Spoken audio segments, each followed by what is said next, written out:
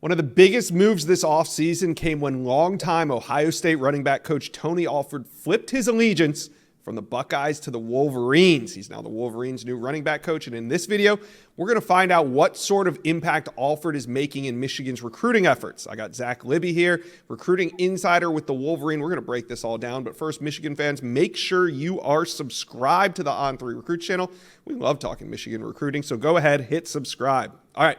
Let's bring on Zach Libby from the Wolverine. And Zach, first of all, Tony Alford, he's new at Michigan. What have we learned about running back recruiting since he's kind of taken over?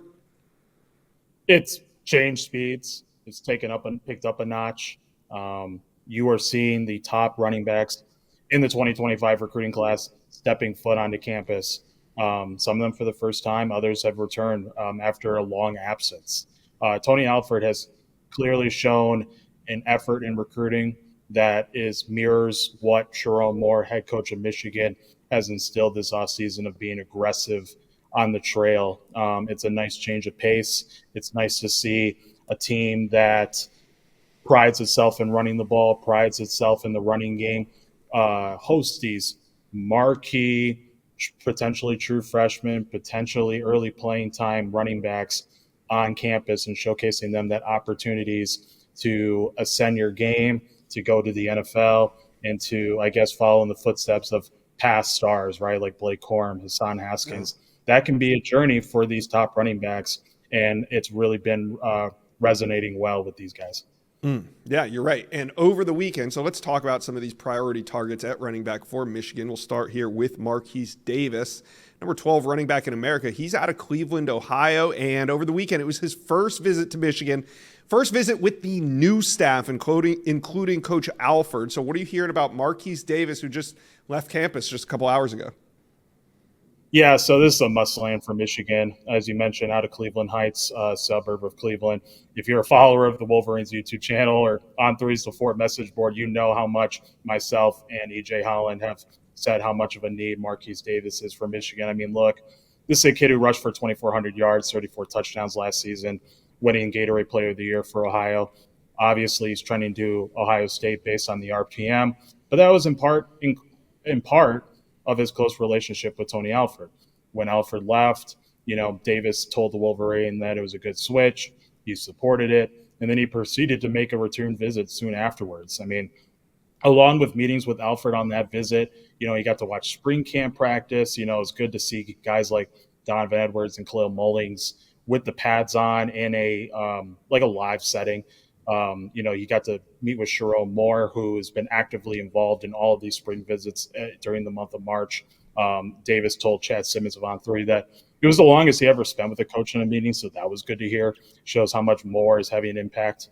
But where Michigan stands, it's interesting, right? Because you're kind of watching how Ohio State pushes for Marquise now that Carl Lachlan has been hired as a new running backs coach. No offer from Oregon yet for Marquise, so there's not really a pre-existing relationship. But you're also kind of watching others and how they push. I mean, Florida's making Davis a top priority. So is Kentucky, Penn State, others. But certainly Michigan is in play here, and it's part of how well that visit went in his relationship with Alford, with a June 7th official visit already being scheduled. All right, let's stay in the city of Cleveland. Why not? Where athlete Bo Jackson resides. He's the number 5 ranked athlete in America, top 100 prospect. And it's not going to come easy because looking at his recruiting prediction machine, you got Ohio State, Penn State, and Michigan at the top. How's his relationship with Tony Alford? From what I've been reading, I feel like, when you looked at Ohio State's running back board when Alford was there, Bo was sort of a slot below Marquise, but it wasn't like he didn't have a close relationship with Alford, and that was certainly clear when he made his return visit recently. That visit certainly put Michigan in a spot where they're now in the running, which arguably couldn't be said before Alford's hire, because before this visit, Bo visited this past June for camp, but he didn't return over the fall. And then when I spoke to him after the visit, he made it known that Michigan is in his interest list with a return visit being worked out right now.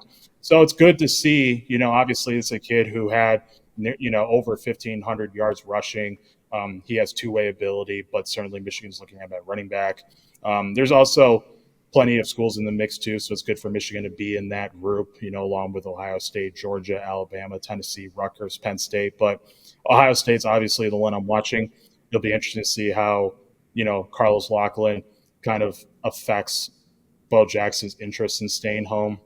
Jackson does have an offer, knows Loughlin very well, so that'll be one to watch. Yeah. Now, I want to know if Michigan's really still in this recruitment. We're talking Jordan Davidson, and he's the number 6 running back in America out of Mater Dei High School in California.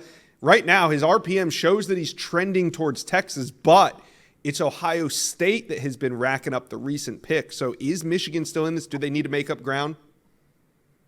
I would say every school is catching up with Ohio State.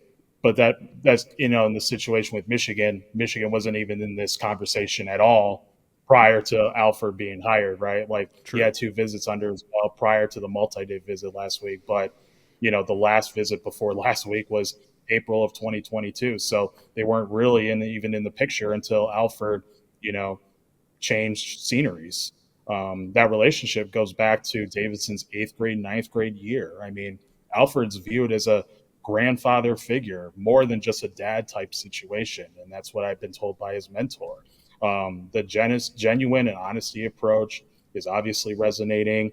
I mean, on the visit, Davidson got to meet with Blake Quorum, whose production these past 4 years will have such a deep impact on running back recruiting moving forward. So that was good. But, I feel like where Ohio State stood before Carlos Loughlin got hired is night and day, and hence why you saw on 3 recruiting prediction machine on 3 predictions. He returned to Columbus last week after his Michigan visit, and that's when the predictions started flooding in. Obviously, they have a good relationship, but as I said before, there's obviously Texas, Colorado, Alabama, Michigan, but I feel like where things stand, it appears that Ohio State's has the lead. Yeah, and here we are just starting spring, not even into summer recruiting yet. That's when things really heat up. So we're going to see what happens with these top targets at the running back position. But in your opinion, who do you think is most likely from this group to end up a Wolverine? And ultimately, what does Michigan need at the running back position? How many numbers are we looking at in this class? I would say 2. You're losing Blake Quorum, but you're also bringing back Donovan Edwards, Khalil Mullings, Ben Hall, Cole Cabana. You have Jordan Marshall coming in, Micah Kapana. Yeah. You can have 2 guys to solidify your depth for the upcoming year. But, I feel like when you look at the 3, I really like Marquise Davis. I mean, he is arguably one of my favorite recruits to watch on film. I've met him before in person. He is a genuine guy. And when you talk to him about Michigan, the one word that always comes up when he talks about him is violence. He likes the physicality that Michigan brings to the table. You saw that in person at the Big House when Michigan beat Ohio State in late November. When you look at his film, he is a bruiser of a running back, has the speed to bounce it to the outside and just pick up big gains. If you were able to land a guy like Marquise Davis after landing Mr. Ohio and Jordan Marshall, that is a serious haul.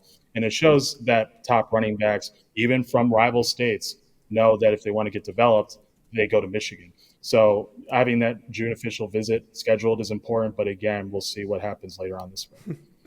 All right, Michigan fans, talk to me. Comment section below. Who's your favorite target at running back? Who do you think the Wolverines land? Let me know. Comment section below. Thank you for watching this video. And if you enjoyed that, go check out the hundreds of videos that we have on this channel. And also do me a favor, hit subscribe to the On3 Recruits channel.